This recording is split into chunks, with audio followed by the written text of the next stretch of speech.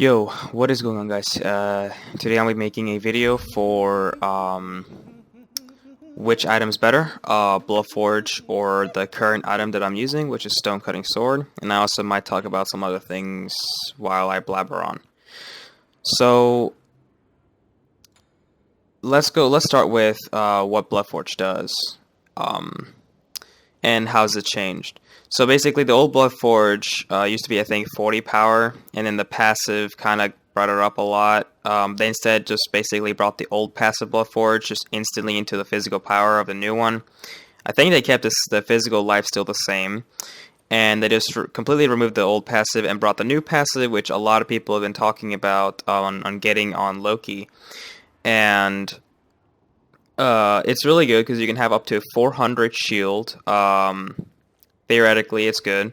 400 shield is basically a little bit more than Bulwark of Hope. So Bloodforge passive does give you more shield than Bulwark of Hope. I don't know about Gebs 3, but yeah, I think Gebs 3 just gives you a lot more. And the other item, Stone Cutting. I'm going to have my mouse around on Bloodforge so you can see Stone Cutting on the right and Bloodforge on the left. So, Stone Cutting, 50 power, plus 10% movement speed constant, and the passive, you get more protections while reducing the enemy's physical protections.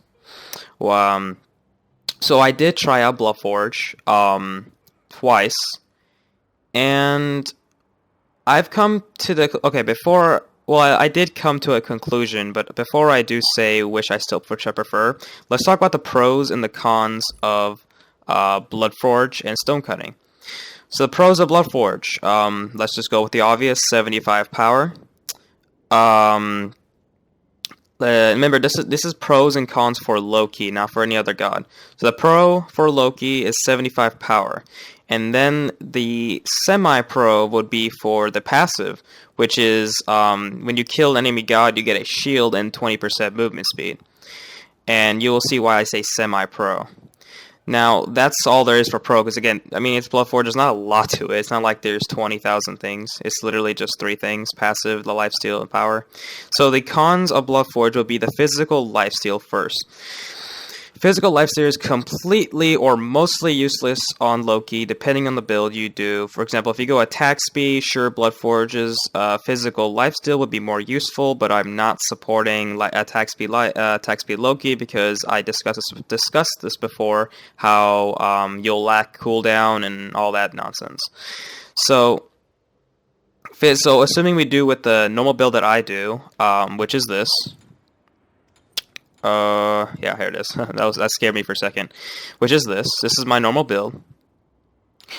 So, assuming we do with that build, Bloodforge's physical lifesteal will not benefit me at all. Now, there are some circumstances where if you are low, and you can just whack or slash on some enemy or like minion waves, then you can get some health back, but it's not worth it. I might as well just back and then just, heal from the fountain.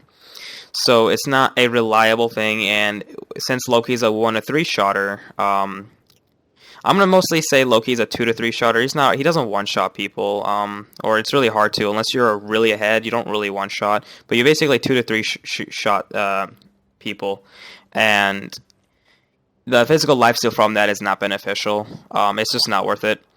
So that's a con right there. The other semi-con for Bloodforge would be the passive.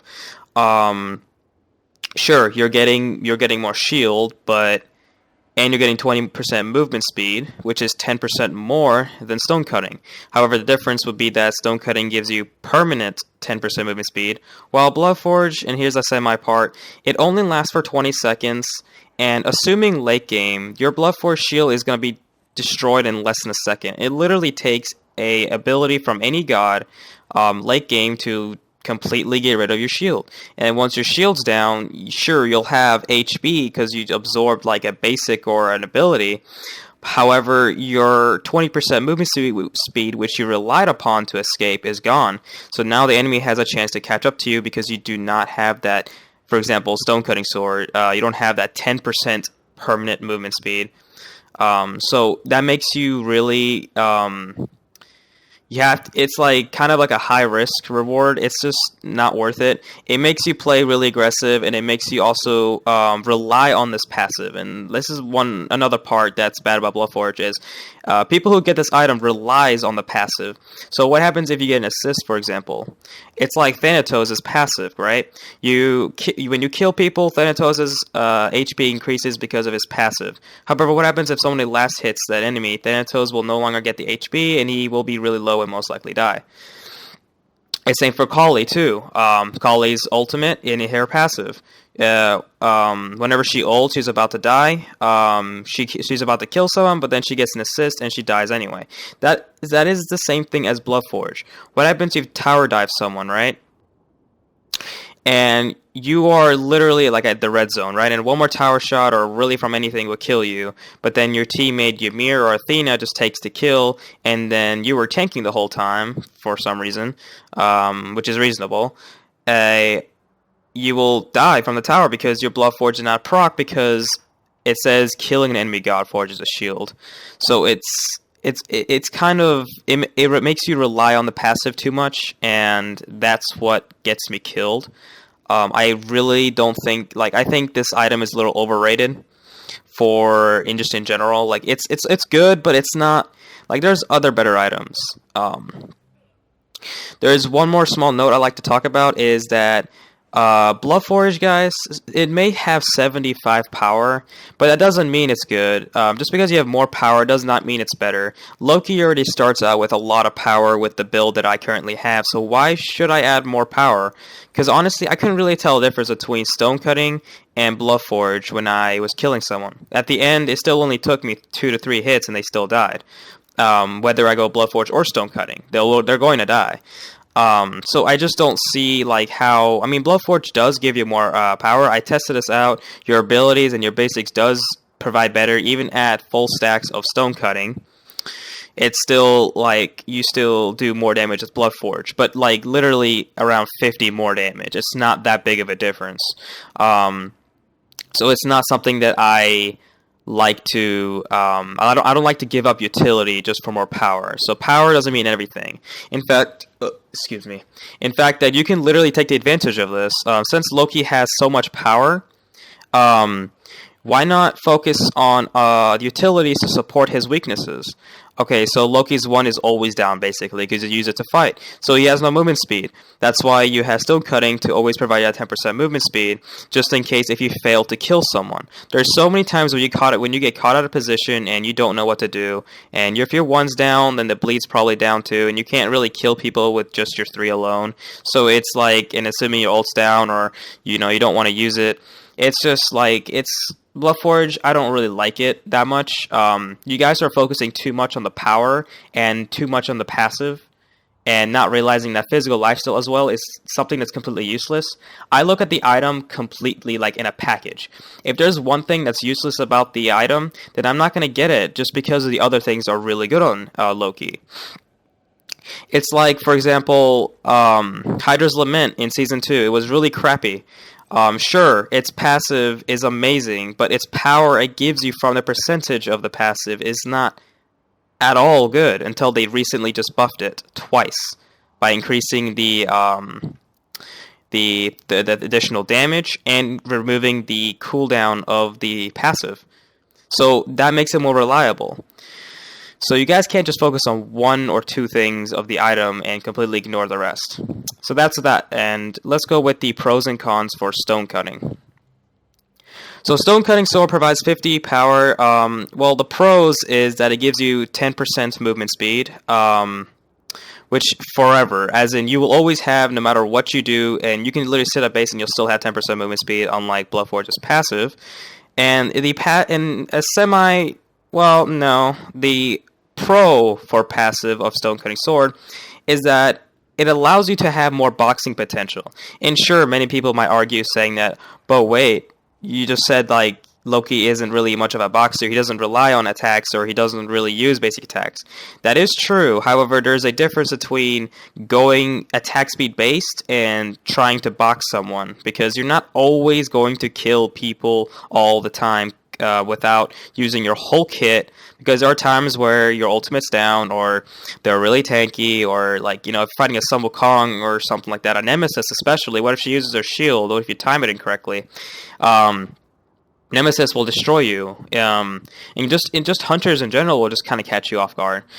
Stonecutting Sword's passive allows you to have more of that survivability and boxing potential. So every time, if your abilities are down, you can just use your basic attacks to lower the enemy's protections and increase yours. So if I was fighting a Nemesis, naturally I should lose if my abilities are down. However, with this passive, I think I'll have a greater chance because I'll decrease her protections while increasing my protections, which is really good. I really like that passive. And that's one of the main reasons. The main reason why I really like Stonecutting Sword, guys, is because of the permanent 10% movement speed. I love movement speed on Loki. That does not mean I want to go pure movement speed on Loki. There's a difference, guys. Having a little bit more movement speed is really beneficial because I can literally walk to someone and kill them without using my one. And what I mean by walk to someone, I don't mean like don't use my one at all. I'm just talking about if my one is down, I can just chase them. And if a Kali's after me, if she's like a few feet away, she cannot catch up to me because Fatalis gives her 10% movement speed, assuming that she does get Fatalis, because why wouldn't you on Kali? I will get 10% from Stonecutting Sword, so I can literally outrun a Kali and a Freya too, because she gets Fatalis. So this is just really great in general. It's just really good. I love to have that. I would rather have 10% movement speed forever than have a 20% movement speed after I get a kill and only for 20 seconds, or probably even less than that, depending on how much damage the enemy does. So that is my pro for Stonecutting. The con would be just, there's only like one con for this item, which would be the power is less than Bloodforge. But then again, we just talked about how power doesn't always matter, and plus 25 power, that's not too much of a big difference. Like, it's really not. If Stonecutting was 30 power, then that would be a different story. But it's 50 power, which is a lot. That's like a Deathbringer power. It's the highest power you can get on a physical power besides Shifter Shield and Bluff Forge, obviously. So it's just really, and Transcendence, because Transcendence gives you like 95 power or something like that. It's just really good. So it's like, my conclusion is I prefer Stonecutting Sword than Bluff Forge. I did test it out. Like I told you guys before, I did test it. I even played a ranked game with Bluff Forge. I didn't see a difference, and I also felt slower. And my last video I posted, which was the ranked game with the Bluff Forge in my build, I had to always get that attack speed buff for my team. And I asked my team, hey, man, I have this attack speed buff, because I really did need it. I really did. So, like that, I don't know how much a speed buff gives you. I'll look it up after this video, upload. But the movement speed they added into the Conquest really helped me out with Bloodforge, so I think that's a good combination. But again, I still prefer Stonecutting Sword. And if you add Stonecutting Sword plus the movement speed buff, then boom, you just have a permanent passive Bloodforge right there for like a few minutes, like 2 minutes or something like that. So it's just, my conclusion is, I prefer Stonecutting Sword than Bloodforge, and that's just how I feel, which is for most beneficial for Loki. If you guys just want to go straight up all power and you don't care about utility at all, you don't care about defense, you say offense is the best defense or something like that, go ahead and knock yourself out, get Bloodforge. Now, I am talking about Conquest strictly, guys. Games like Clash or Joust, you might prefer actually to get Bloodforge because you don't really need that movement speed because it's so closed in. That movement speed doesn't really going to help you. Like, in Arena, I don't think Stonecutting really matters because it's not like you'll be chasing around the whole jungle because there is no jungle. It's literally like a short map. It's nothing like too big, so you can literally like just have your teammates, because your teammates are there like basically 24/7. Same thing for Joust, guys. I don't think that Stonecutting would really, I mean, you can choose Stonecutting on Loki, but there's probably better items. Like, this is for Conquest only. I'm probably going to put that in the title. And also mainly for ADC. If you want to go solo, then you can go ahead and get Bluff Forge. Like, I really don't, it doesn't, like, I don't care what you guys get. I'm just telling you my preferences and how I feel comfortable with. And as a Loki main for like 2 years, I feel like Stonecutting Sword is way better than Bluff Forge because of the utility, like I keep telling you guys. And Yeah, that's really going to be about it, guys. I told you why I like Bloodforge and what I don't like about it. I told you what I loved about stone cutting and what I kind of did not like about stone cutting.